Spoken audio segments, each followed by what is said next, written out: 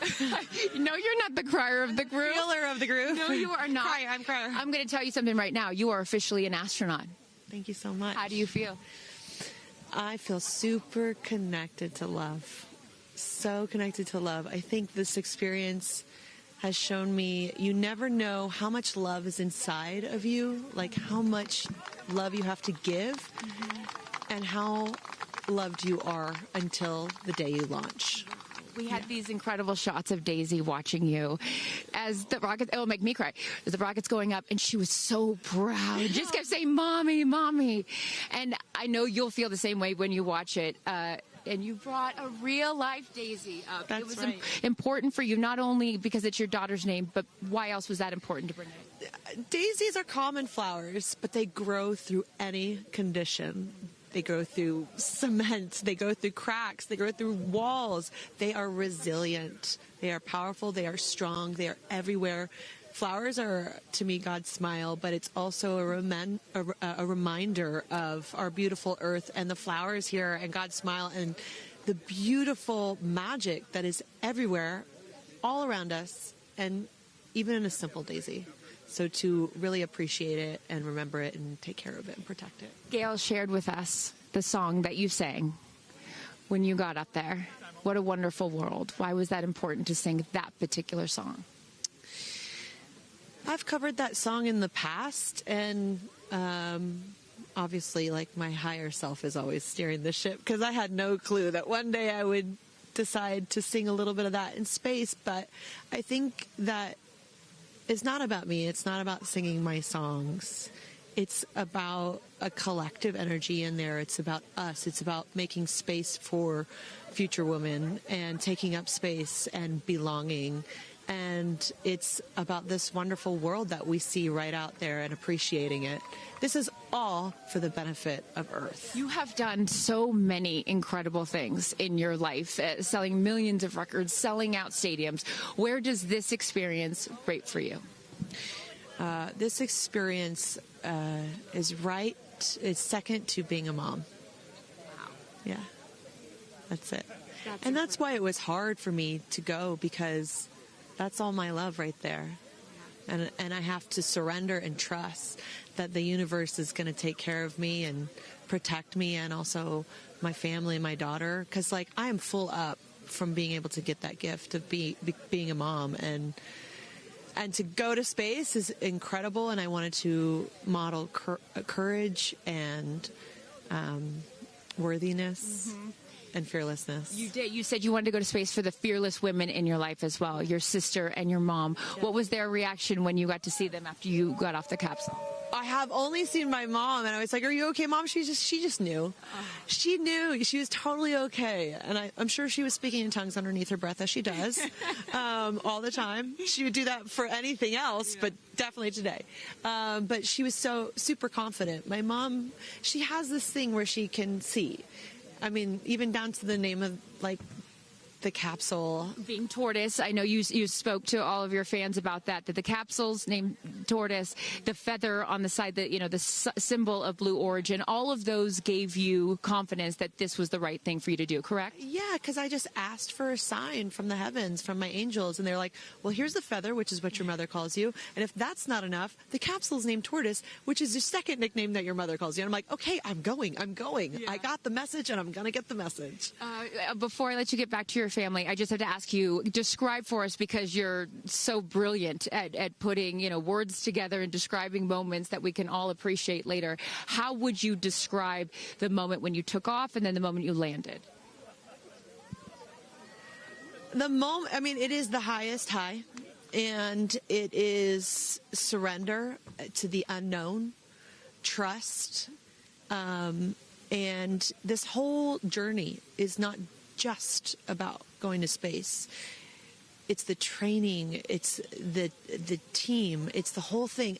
I couldn't recommend this experience more. This is like up there with all the, different tools that I've learned in my life, from meditation to the Hoffman process. This is up there because what you're doing is you're like really finding the love for yourself, because you got to trust in yourself on this journey. And then you're feeling the love when you come down, for sure. And you're feeling that strength. So I feel really connected to that strong, divine feminine right now. By the way, you're such a badass. I love that the month of April, you're like, I'm going to space and I'm launching my tour. I mean, it's really incredible. Now I know I'm asking this question for your fans. Will you write a song about this experience? Oh, for sure, 100%. And not only that, I got to reveal my set list for the tour on a butterfly. How apropos. Incredible. Just flying in space. I don't know if anyone's ever done that before, so I'll just... Well, there's a lot of things that you have done first. You are now officially an astronaut, and let me just tell you, on behalf of everyone here at Blue Origin, our webcast, and everyone, all of these individuals that put this incredible thing on, congratulations. Thank you so much. Thank you for sharing your experience. It's a 10 out of 10. That's my review. 10 out of 10. You There's definitely no go for it. 10 out of 10. Thank you, Katy. Congratulations. I mean, 6 inspirational women in their own right, eloquent. I could not be that eloquent coming down from space. You heard Katy Perry saying 10 out of 10, but number 2 experience only to being a mother. What were some of your takeaways from what we just heard?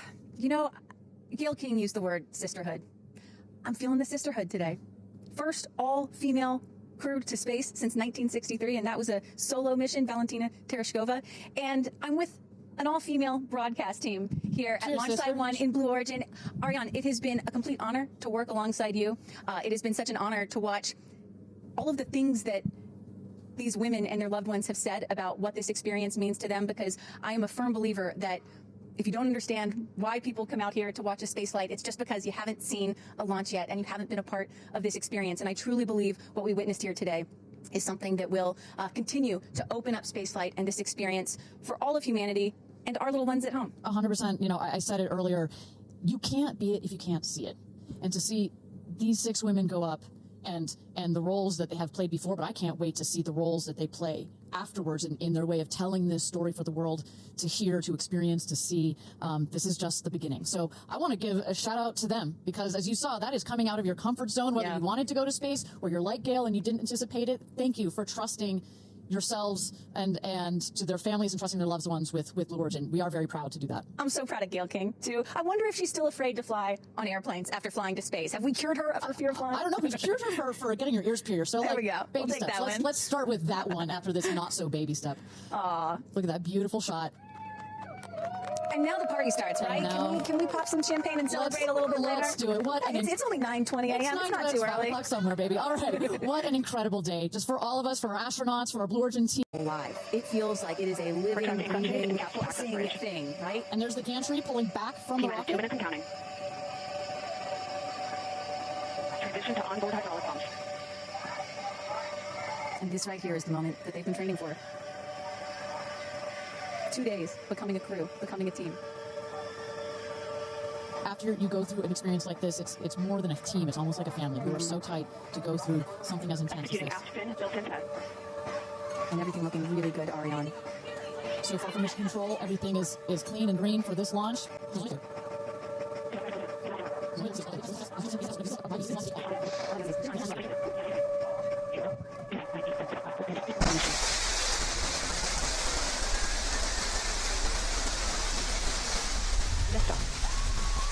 New Shepard, clear the tower.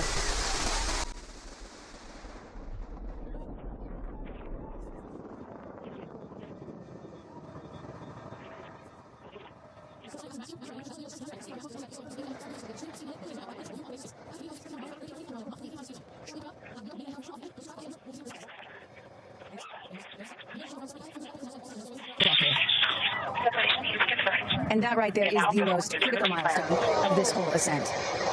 Oprah watching her best friend go to space.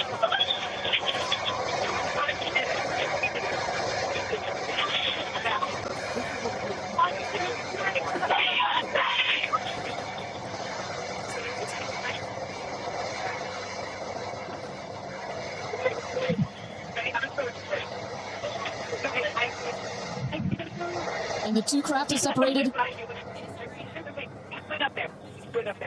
328,000 feet, 100 kilometers. Welcome to space, ladies, or shall I say, astronauts. Oh, the moon! You guys, I have to tell you, look at the moon. Look. Oh my God! Oh my God! Oh my God! That's our pink moon. I love you, Jackson! And just in case it wasn't clear, those are the astronauts. Those are their voices that you're hearing. And there, they have hit apogee, the highest point in flight, well over 345,000 feet, well over the Kármán line. Wow.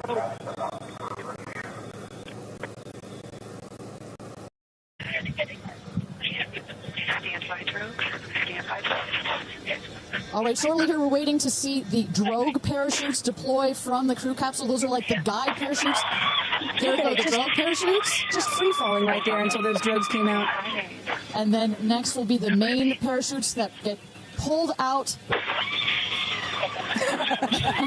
That's screaming inside.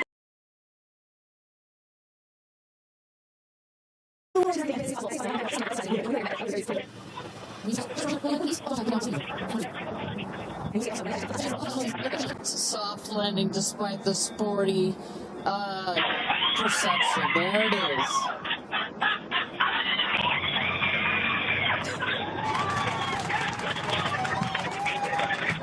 Congratulations, and welcome back to Earth. We spot the capsule, and there's little Rose, Katy's daughter, who was just Daisy, excuse me, who was just seen her mother go to space and come back. I'm sure she cannot wait to say hello. So, but she gave capsule. They'll start to see the glow of the flame, and then they will lift off. They will take off. They are in a somewhat reclined seat, and they'll start to feel the G-forces on their body. And so kind of like sitting in a car that's accelerating, it pushes you back against the seat. That's the same here, except they're going up. They will accelerate to they'll have 3 Gs. So here on Earth, we're at 1 G. When you accelerate to 3 Gs, so like if you're 100 pounds, it feels like you are then 300 pounds. But Kristen, that's crazy. It's crazy. But in that reclined position, it's dispersed across your body. Bad. It's not as bad. It kind of feels like a weighted blanket. Oh. And then it nice eases and cozy. up. It's nice and cozy as it gets nice and dark. I'll take a weighted blanket right about now.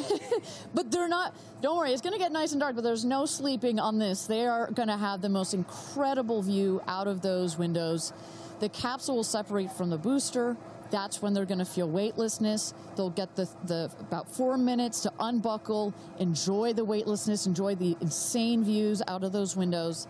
They'll buckle back in, come back through the atmosphere. That's actually when they're going to have the peak G-forces. They peak at about 5 Gs. Which is kind of counterintuitive. You wouldn't think that you would feel the max G-forces on the descent, but that's when you do. But that's when you do, and it's kind of like, because you're coming back through the atmosphere, right? It's thin up there, you come back through the atmosphere, it's thick.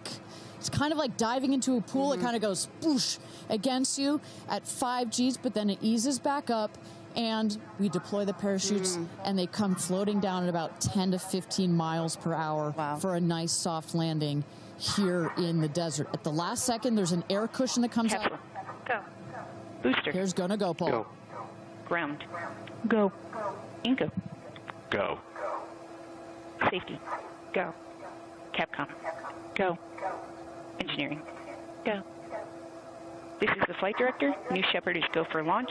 Booster, commence terminal 10. Protocol flight. Yeah, baby. Go for launch. My favorite words.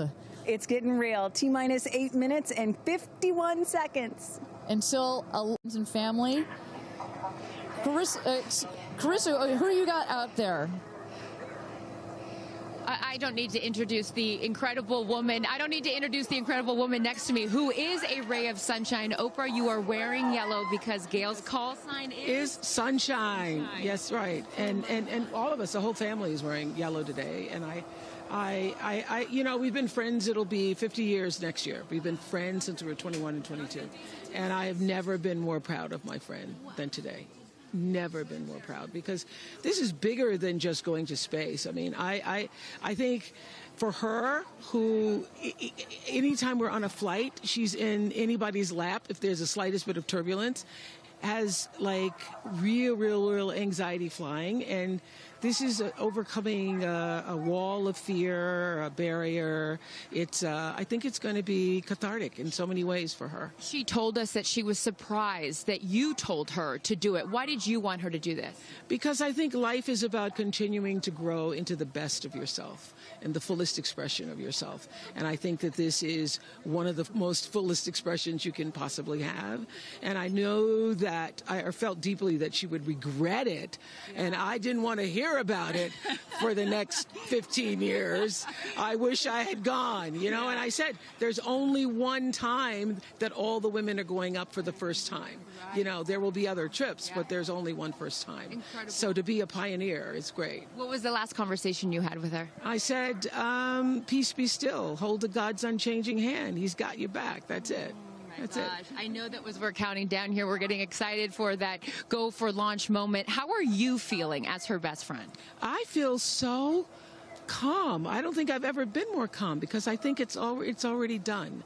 Once she said yes, once she committed to yes, and Lord, did we all hear, should I do it? Should I do it? Since Thanksgiving, we've been talking about it. And so once she finally said yes, I was like, okay, we're going. It's a go. You know what I have loved is her vulnerability, because she's the voice of a lot of us that would be afraid, and she's okay to talk about being afraid. Why has that been so important to show that part? I think, for every woman who's on this flight, it's about fulfilling something within themselves. For Gail, it's about overcoming this great fear and also stepping into the moment of excitement. And I think, it goes beyond this moment of just going up in space. I think this will be an everlasting experience. I was just thinking this morning, Gail has been there for me for hundreds of events. I can't even remember them, But you will never forget this day. None of us will ever forget this day. Well, thank you for being here, for her, for us. I mean, this is it's a historic day, and it's only fitting that you are here front and center as a ray of sunshine that you are,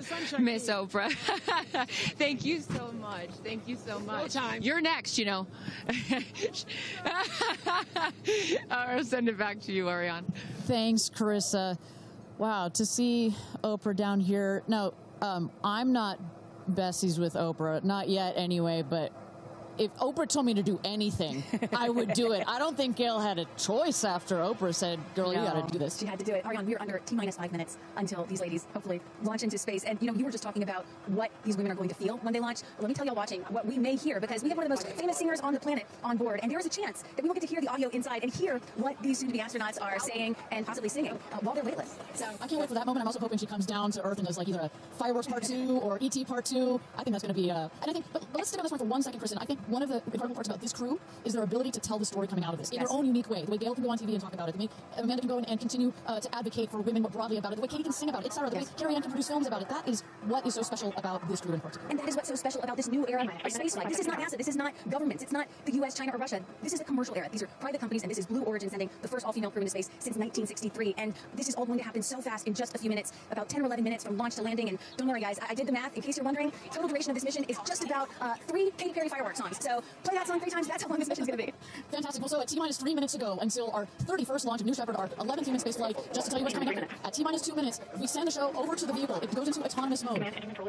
We have our team, of course, in mission control that have their eyes glued to the screen there. There you go, mission control, quiet and intense. There's one of our crew member 7's capsule communicator, Laura Stiles. She is communicating in the ear of our capsule, in the ears of our astronauts. But what we're going to see in the last 2 minutes, you'll see the fins at the base of the rocket gimbal, or just move back and forth. We want to make sure they've got free range. At the base there, you see the nozzle, the engine peeking out. The engine as well is going to gimbal, going to move, both in conjunction together. Those two systems guide the rocket. And when you are out there at this moment, this rocket feels like it is. It is exactly why more than people are not a dry eye in the stand, I tell you right now. Chloe, I just want to know from your perspective, that moment, what was it like? I don't think I realized how emotional it was going to be, and I literally had chills all over my body from the second it launched until the moment I just saw it land. And it's sort of hard to explain, because I don't think you think it would be that emotional, but it's incredible. It takes your breath away. And I feel like I have all this adrenaline, and I'm just standing here. Very true. Same. It's really, first of all, we're so thrilled that the girls are safe and everything went so well. And so that's a relief, because, I'm sure there's a lot of nerves up there, but to hear the girls screaming and having such... they said they saw the pink moon. Yeah. I heard the audio. I was like, that is the coolest thing. So I cannot exciting. wait to get the footage from inside. And to hear, I want to hear every little emotion that they had, and we can't wait to see the footage from inside. What are the chances? The pink moon, the rocket launch. It's so exciting. It's a great day. It's been